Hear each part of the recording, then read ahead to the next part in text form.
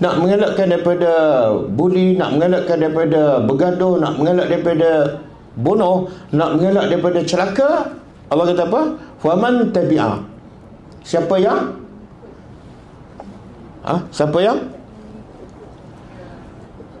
faman tabi'a, siapa yang ikut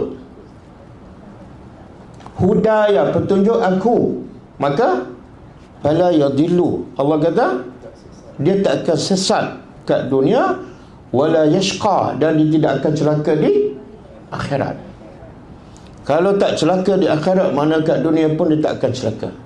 Sebab tak mungkin orang celaka kat dunia bahagia di akhirat. Boleh faham? Simple je.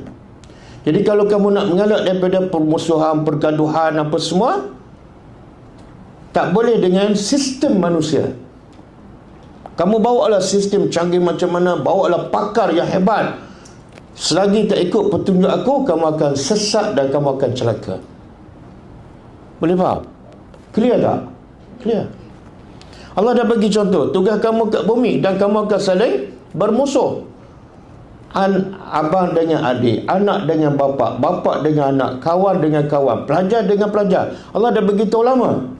Tapi semua tu akan dapat diselesaikan. Kamu akan bahagia dengan satu syarat sahaja, iaitu faman ittaba'a. Allah sebut jelas siapa yang ikut. Allah tak kata siapa yang baca. Allah tak kata siapa yang hafal.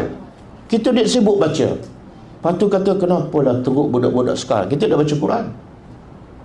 Allah kata siapa yang ikut, kita dia sibuk hantar anak hafal Quran. Allah kata ikut.